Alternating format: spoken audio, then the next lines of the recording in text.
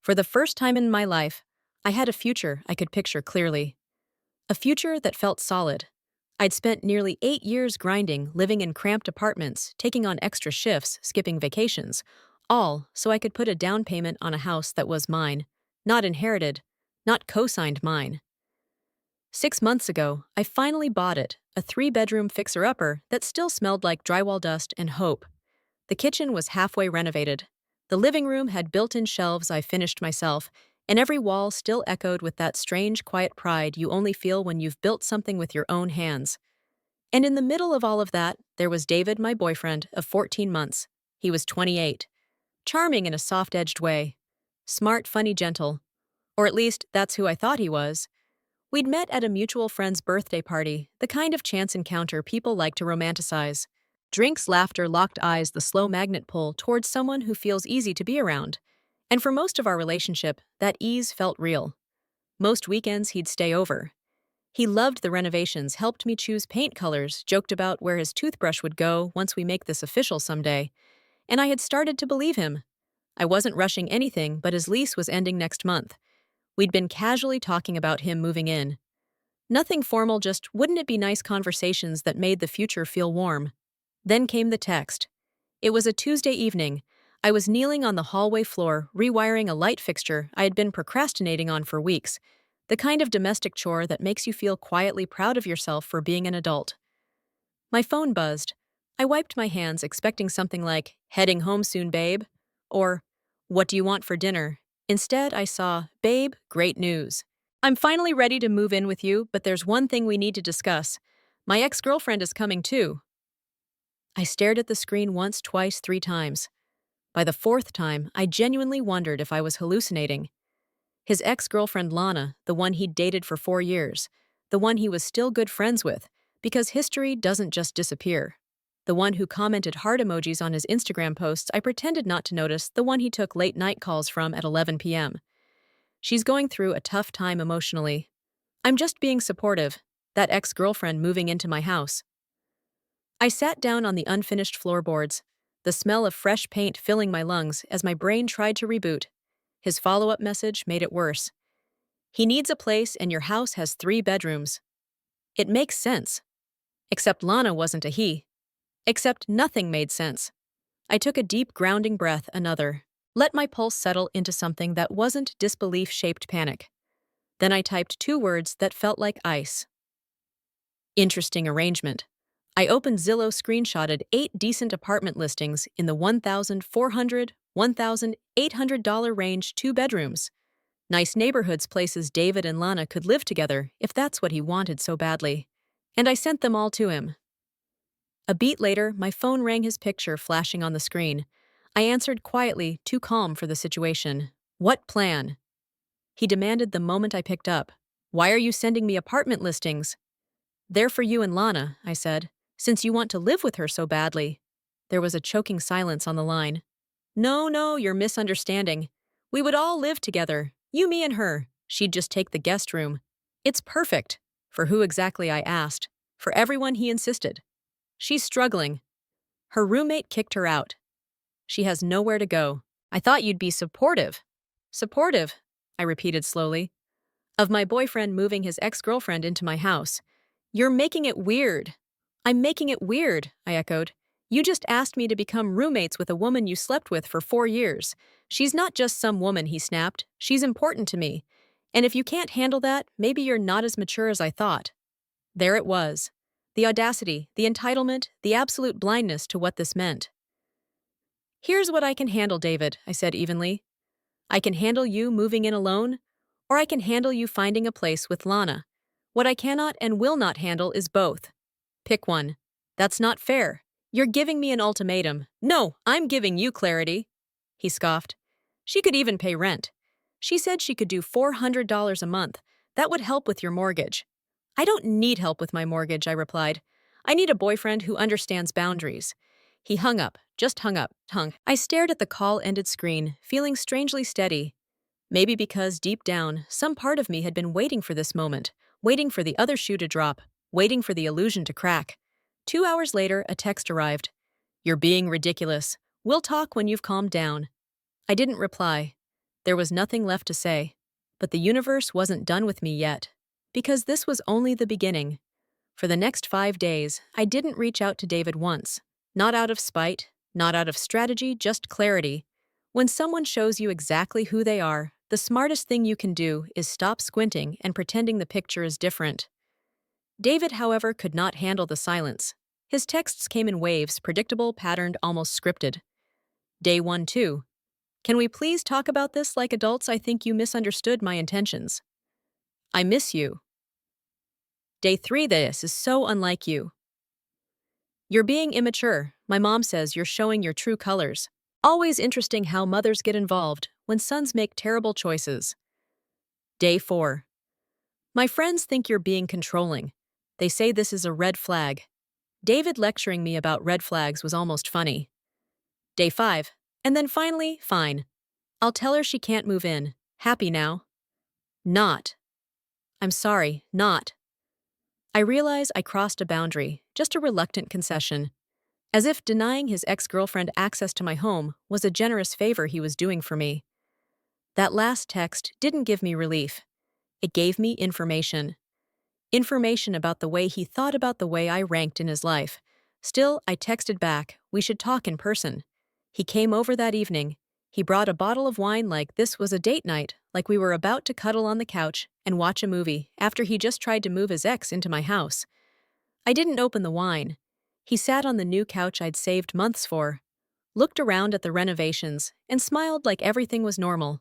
The place looks great, Carol. Seriously, those built-ins gorgeous. Thanks, I said. Been working on it. He exhaled, leaning back casually. Look, I get why you freaked out. The way I texted it was bad. I should have talked to you first. Poor delivery. Okay, my bad. That's part of it, I replied. But he continued as if this was a negotiation. You have to try and see it from my side. Lana's been my friend for years. She's had a tough month, lost her job. Roommate drama. I was just trying to help someone I care about. By moving her into your girlfriend's house, I said, keeping my voice calm without asking. I did ask. You announced, I corrected. There's a difference. He rolled his eyes. Semantics. It's really not, I said. Even if you'd asked properly, the answer would still be no. Why though? Give me one good reason. She's your ex-girlfriend. That was years ago. You dated for 4 years. We're just friends now. And you want her living down the hall from our bedroom? I said. You don't see the problem with that. He crossed his arms, frustrated. So what, I'm supposed to abandon her, let her end up on the street? She's a grown adult. She can find alternatives that don't involve your girlfriend's house. He laughed bitterly. You're really something else. Something shifted then, a flicker in his expression. Something half cruel, half dismissive. And then he said it. You don't just throw away 4 years of history because some new girl is insecure. Some new girl. Got it, I said quietly. Got what he asked, where I rank. Don't twist my words. I'm not twisting anything. I said you told me exactly how you see this relationship. He started to backpedal immediately. That's not what I meant, but it's what you said. Silence stretched between us, sharp, cold, honest. Finally, I spoke. I think you should go. What? What? We're just talking. We're going in circles. I said you still don't understand why this hurt me. You genuinely think I'm unreasonable for not wanting your ex-girlfriend living here. That tells me everything about where your head is. So you're breaking up with me, he demanded. I'm asking you to leave, I said. We can think. Maybe talk later. He stood gathering his things, muttering under his breath, about me overreacting and letting insecurity win. At the door, he paused. You know what? Maybe you're right. Maybe we do need space. Call me when you're ready to be reasonable about this. He left. 3 hours later, I got a text not from him, but from his best friend. Wow. Can't believe you kicked him out for trying to help someone real nice. He's crying. You broke him. I didn't reply. The next morning, a text from his mother. I raised my son to be compassionate. It's sad you can't appreciate that quality in him. She got my number from him, obviously, and now she was in it too. I still didn't respond because there was nothing left to respond to. But the universe wasn't finished with me yet, because the next evening, just as I was getting ready for bed, there was a knock at my door. I checked the peephole and my stomach turned. It wasn't David. It was Lana, his ex, standing on my porch, arms folded, expression unreadable. And that was the moment I realized this situation was about to get much, much worse. I opened the door only halfway enough to show I wasn't inviting her inside. Lana stood there underneath my porch light, wearing a cropped hoodie messy bun and an expression that hovered between pity and superiority.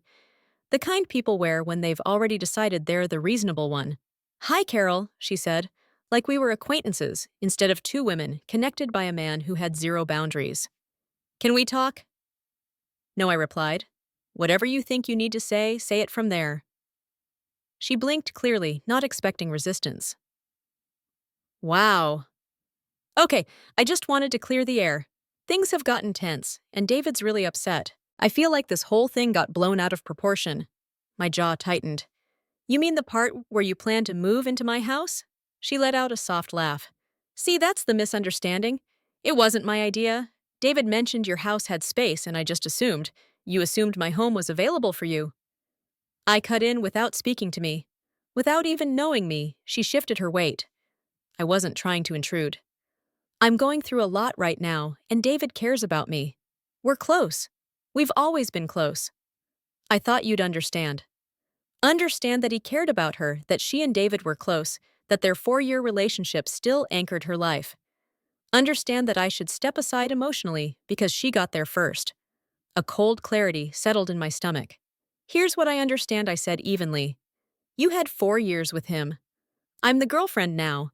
He should be building a future with me, not creating a pseudo-family arrangement with his ex-girlfriend." Lana's expression tightened. "Wow. So you are insecure." The word insecure lands on women's backs like accusation weapon diagnosis. And she knew it. I took a slow breath. If defending my home and my relationship makes me insecure, then fine. Call it whatever you need to. But you're not moving in here. Not now. Not ever. Her eyes narrowed. "You know David said you were different. Chill, mature. Not like the jealous girlfriends he's had before." "Then you two clearly have different definitions of maturity." She crossed her arms. "You're making him choose. That's messed up. He and I have been in each other's lives for years. You can't expect him to just throw me away because you're uncomfortable." "I'm not asking him to throw you away," I said. "I'm asking him to put appropriate boundaries between his past and his present. If that's something he's unable to do, then that's a problem." Lana scoffed, shaking her head. "You're going to regret this. You're pushing him away." I stepped forward just enough that she took half a step back. "I'm not pushing him anywhere," I said. "He's choosing exactly where he wants to stand." Lana stood there for a beat, like she was trying to decide whether to argue or storm off. In the end, she chose offense. "This hostility is really surprising," she said. "I honestly thought you'd be more evolved." "Good night, Lana," I said, and closed the door before she could reply. I leaned my forehead against the wood for a moment, not crying, not shaking, just absorbing. Because in that moment, I knew the truth. David had been telling her things about me, soft things, subtle things, the kind that gave her confidence to stand on my porch and call me insecure. And that realization hurt more than her words. 20 minutes later, my phone exploded with notifications. Not from Lana, from David. "Are you serious right now? You were rude to her. She came over to make peace, and you treated her like trash." I stared at the message. Peace? That wasn't peace. That was a territorial visit. Me. She showed up uninvited at my home late at night. "Don't twist this, David." She was being civil. "You're paranoid. Why are you attacking someone who's just trying to help?" "Help?" She wasn't trying to help. She was trying to soften me, convince me, intimidate me, or test me. I hadn't decided which yet. But then he sent the message that sealed everything. "If you weren't so insecure about our friendship, none of this would be happening." I felt something inside me go still. Cold. Final. And I typed the simplest reply. "I'm done." He responded instantly. "What? No, you're not. You can't end things over text. That's cowardly." "Watch me," I replied. And then I blocked his number. It should have ended there. A clean cut. A painful but necessary surgical removal of a man who lived with one foot in his past. But when you walk away from someone with bad boundaries, they don't just let go. Because 30 minutes later, my phone rang again from a number I didn't recognize. I let it go to voicemail, then another number, and another. By morning, I had 12 missed calls. It's all from different numbers. One voicemail from his best friend. "You made him cry. He never cried over anyone before. Do you know what that means? You totally broke him. You need to fix this." Then a Facebook message from David's sister. You're emotionally immature. Get therapy. Then an email. An actual email sent to my work address. From Lana, meaning David gave it to her. The email read, You're destroying him. I hope you realize how selfish you're being. Real relationships can handle challenges. Yours clearly couldn't. I sat back in my desk chair as the realization landed like a weight. David wasn't just boundary impaired, he was boundary absent. He had handed my work email to his ex-girlfriend so she could reprimand me for breaking up with him. It would have been laughable if it weren't so deeply alarming. I didn't reply. I didn't engage. I created a folder, saved screenshots, saved timestamps, documented everything. But the worst wasn't the messages. The worst was what happened next. 2 days later, in the middle of lunch hour at my job, a professional open office, the receptionist called my extension. Carol, there's someone here insisting she's your fiancé. My heart dropped. I stepped into the lobby. And there he was. David, red-eyed, disheveled, crying, lying to strangers that he was my fiancé, making a scene in front of coworkers and clients. Carol, please, he begged loudly. You can't just throw us away. You owe me a conversation. My boss walked over. Other coworkers gathered. People stared. And something inside me hardened into steel. David, I said calmly, you tried to move your ex-girlfriend into my home. I said no. You refused to accept that. Then you gave her my work email. The receptionist's eyebrows shot up. My coworkers exchanged looks. His face crumpled. This isn't over, he whispered. But he was wrong. It was. It had been over the moment he chose her comfort over my boundaries. And as security escorted him out, my boss turned to me and said quietly, Document everything. If this continues, you may need legal action. And I nodded because I already knew. This wasn't heartbreak. This was harassment. And it was far from done. After David showed up at my workplace pretending to be my fiancé, something in me went cold and still. Not fear, not sadness. Just the kind of clarity that arrives only when someone's mask finally shatters in front of you and you see the whole person beneath it, unfiltered and undeniable. That night, I sat at my dining table with my laptop open, a folder of screenshots beside me, and a legal pad where I'd written out everything that had happened in the last 2 weeks. I wasn't shaking, I wasn't crying, I just felt done. Fully, completely done. The kind of done that doesn't wobble or second guess. I drafted one final message to David. Not to his phone, not to social media, to his email, the only line of communication I hadn't blocked yet. I told him not to contact me again. Not to have friends or family contact me, not to show up at my home or workplace, and that any further contact would be considered harassment. I read it over once, twice, 3 times. It was calm. It was precise. It was the first boundary I set that wasn't up for debate. I clicked send. The silence that followed felt like a long exhale. 2 full days without messages, without calls from unknown numbers, without emotional landmines exploding through my phone. I let myself believe for a moment that maybe he finally understood I was serious. Then at 6:17 a.m. on the 3rd morning, I got an email from a new address. It was Lana. She told me that David was devastated, that he couldn't sleep or eat, that I'd broken him because I lacked compassion. Compassion, the same word she'd clung to when she stood on my porch, acting like she had seniority in my relationship. Compassion, the weapon she used whenever she wanted to manipulate someone else into meeting her needs. I forwarded the email to my lawyer friend with a copy of the cease and desist message. He replied in less than 2 minutes, telling me this was now harassment and to keep documenting everything. So I saved the email, timestamped it, and moved on with my day, without replying. But when you take control away from someone who's used to having it, they don't disappear. They recruit. The first mutual friend to call me was Daniel, the same man who'd introduced me and David over a year ago. He sounded uncomfortable, like he already suspected he wasn't getting the truth, but felt obligated to relay whatever David had told him. He said David was crying, that I ended things, because I was jealous he had female friends. I let him finish the script before I asked whether David mentioned that female friend was actually his ex-girlfriend of 4 years, whether he mentioned she tried to move into my house, whether he mentioned giving her my work email. Daniel was quiet for a long time. Then he apologized genuinely and said he understood now. 2 more mutual friends reached out that week with their own versions of the story David had fed them. Each time I calmly explained the full truth. Each time their reactions were identical, shock, disbelief, and a slow, dawning horror. that the man they thought they knew had conveniently edited out every damning detail. It didn't take long for word to spread. I didn't push anything. I didn't vent or rant or send evidence around. The truth simply had a way of leaking through the cracks David created himself. Then something unexpected happened. I received an email from David's father, a short one direct. He told me he'd spoken to David about boundaries, that he didn't agree with how his wife was handling things, and that he personally believed showing up at my workplace was completely inappropriate. He said he didn't understand why David thought moving his ex-girlfriend into my home was acceptable, and that I hadn't deserved any of it. His message was calm, almost weary, like he'd watched this pattern before. I thanked him. I meant it. Meanwhile, the fallout around David and Lana only got worse. It turned out Lana hadn't been kicked out by her roommate over a disagreement about dishes. She'd been thrown out because she'd dragged David into their conflicts, lied about money, disrupted the apartment dynamic, and weaponized emotional drama until no one could tolerate living with her. The story she told David was fiction. The story David repeated to me was fiction. But the real story, the one traveling quietly through our wider circle, painted a very different picture. And now, without my house as a lifeline, Lana had nowhere to go. David didn't either. Their reputations weren't doing them any favors. No one else was volunteering spare rooms or couches.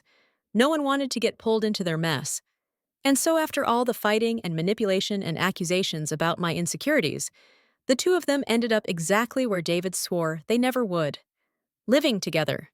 Not in my house, not in a spacious guest room, but in David's tiny studio apartment. One room, one bed, one bathroom. No privacy, nowhere to hide. It was almost poetic. A few nights later, I got a text from a number I didn't recognize. It was from David's best friend, the same one who'd called me to say I'd broken David, the same one who mocked me for being too dramatic. He told me he was sorry, that he now saw the situation had always been strange, and admitted he never liked how much influence Lana had over David. He wrote that people were starting to realize the truth, and that I'd dodged a massive bullet. For the first time, I let myself believe it. David's father emailed me once more. He said his son, meaning David, had made choices he couldn't defend, that I deserved better, and that he genuinely hoped I would find someone who valued me from the beginning, not after losing me. I read his message in my kitchen. While morning light poured across the floors, I refinished myself, and it hit me quiet and sure. I had spent months trying to be the understanding girlfriend, the flexible one, the unbothered one, the woman who never makes waves. I was so focused on being reasonable that I ignored every sign that David had been testing boundaries from the moment we met. Every heart emoji from Lana, every late-night call, every little mention of their history, every time he watched my reaction instead of giving one. I wasn't insecure. I was patient, too patient. And now the patience was gone. I wasn't grieving anymore. I wasn't angry. I was free. When the dust finally settled, the house felt different. Not empty, just quiet in a way that made sense.